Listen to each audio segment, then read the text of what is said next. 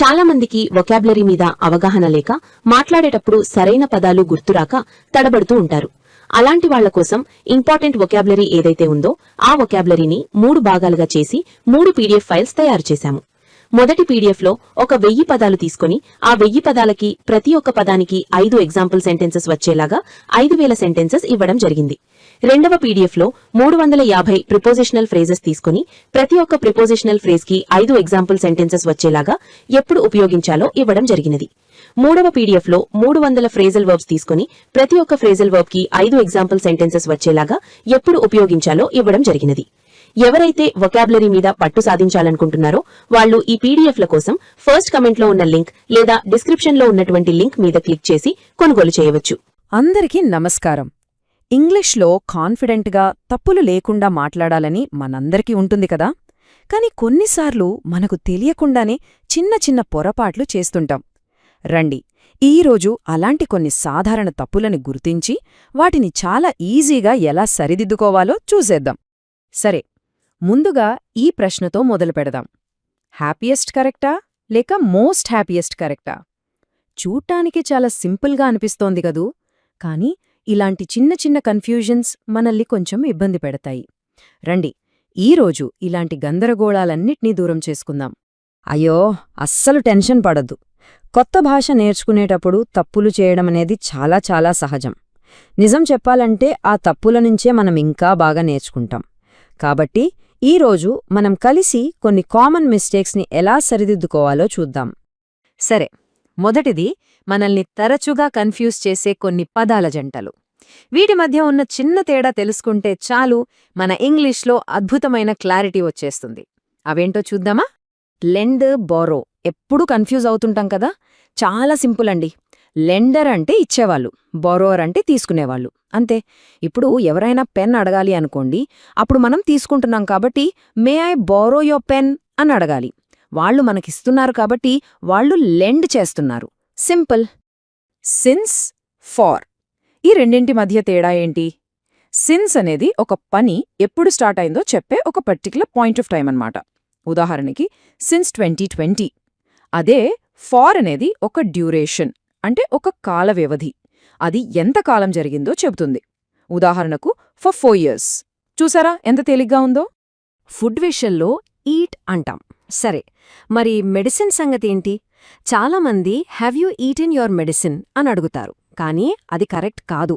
Have you taken your medicine అనాలి. అలాగే ఎగ్జామ్స్ని మనం రాస్తాం, అంటే టేక్ అన్ ఎగ్జామ్, అంతేకాని గివ్ అన్ ఎగ్జామ్ కాదు. ఇది గుర్తుంచుకోండి.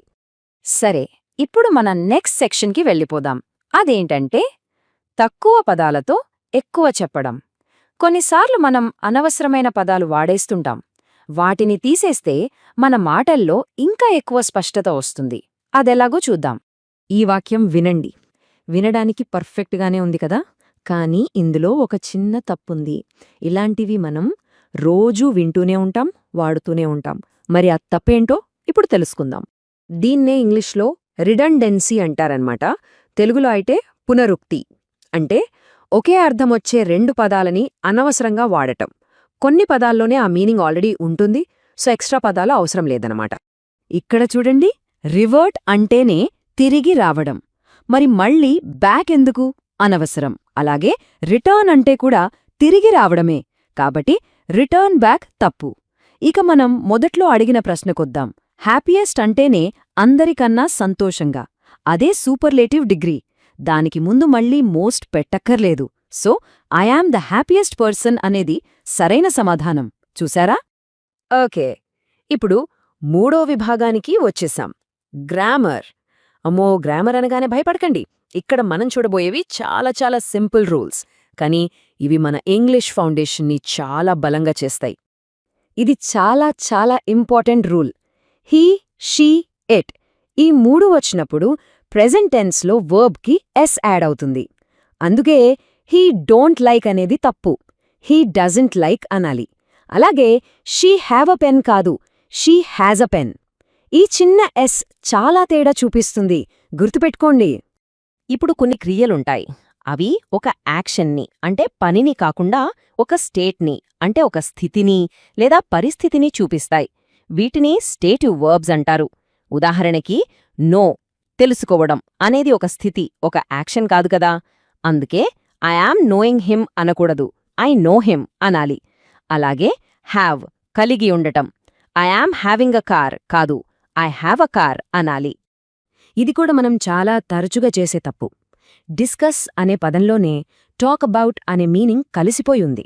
అందుకని దాని తర్వాత మళ్ళీ అబౌట్ వాడకూడదు. లెట్స్ డిస్కస్ ద ప్రాబ్లం అని చెప్తే చాలు, అది కంప్లీట్ సెంటెన్స్. ఇప్పటిదాకా మనం కొన్ని పదాలు, గ్రామర్ రూల్స్ చూశాం. కాని ఇప్పుడు మనం చేసే చాలా తప్పులకి అస్సలు మూల కారణమేంటో చూద్దాం. ఇది కేవలం పదాలకి సంబంధించింది కాదు, మన ఆలోచన విధానానికి సంబంధించింది.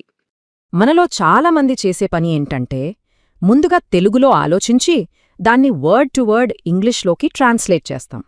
దీన్నే మాతృభాష ప్రభావం లేదా ఎంటీఐ అంటారు. దీనివల్లే మనకు తెలియకుండానే చాలా తప్పులు దొర్లిపోతాయి. ఒక చిన్న ఉదాహరణ చూద్దాం. తెలుగులో నేను బడికి వెళ్తాను అంటాం, అంటే సబ్జెక్ట్ ఆబ్జెక్ట్ వర్బ్ ఆర్డర్. కాని ఇంగ్లీష్లో సెంటెన్స్ స్ట్రక్చర్ వేరు. అక్కడ సబ్జెక్ట్ వర్బ్ ఆబ్జెక్ట్. అందుకే దాన్ని యాజ్ ఇట్ ఈజ్గా ఐ స్కూల్ గో అని ట్రాన్స్లేట్ చెయ్యకూడదు. కరెక్ట్ ఆర్డర్ ఏంటి? I go to school. ఈ ఒక్క తేడా గమనిస్తే చాలు. ఇంకో విషయం, తెలుగులో మనం నొక్కి చెప్పడానికి మాత్రమే, ఏ లాంటివి వాడతాం కదా. అతను నా సోదరుడే అంటాం. కాని ఇంగ్లీష్లో ఆ ఎంఫసిస్ కోసం ఓన్లీ లాంటి పదాలు చాలాసార్లు అవసరం ఉండదు. సింపుల్గా హీజ్ మై బ్రదర్ అని చెప్తే సరిపోతుంది. అయితే ఓవరాల్గా మనం గుర్తుంచుకోవాల్సిన 3 ముఖ్యమైన విషయాలేంటంటే: 1. కన్ఫ్యూజ్ చేసే పదాల విషయంలో జాగ్రత్తగా ఉండటం. 2. బ్యాక్, మోస్ట్ లాంటి అనవసరమైన పదాలను తీసేయడం. 3. తెలుగు నుండి ట్రాన్స్లేట్ చేయకుండా నేరుగా ఇంగ్లీష్ వాక్య నిర్మాణంలో ఆలోచించడానికి ప్రయత్నించడం. ఒక్క విషయం గుర్తుంచుకోండి, మన టార్గెట్ ఫస్ట్ డేనే పర్ఫెక్ట్గా మాట్లాడటం కాదు, ప్రతిరోజూ కొంచెం బెటర్ అవ్వడం. తప్పులు చేయడం అనేది నేర్చుకోవడంలో ఒక భాగమంతే. కాబట్టి ధైర్యంగా మాట్లాడుతూనే ఉండండి. సరే, ఈరోజు మనం చర్చించుకున్న వాటిలో ఈ వారం మీరు మార్చుకోవాలని ప్రయత్నించే ఒక్క ఇంగ్లీష్ అలవాటు ఏంటో ఆలోచించండి. ప్రతి చిన్న మార్పు మన కాన్ఫిడెన్స్ని పెంచుతుంది, అది పెద్ద మార్పుకు దారితీస్తుంది.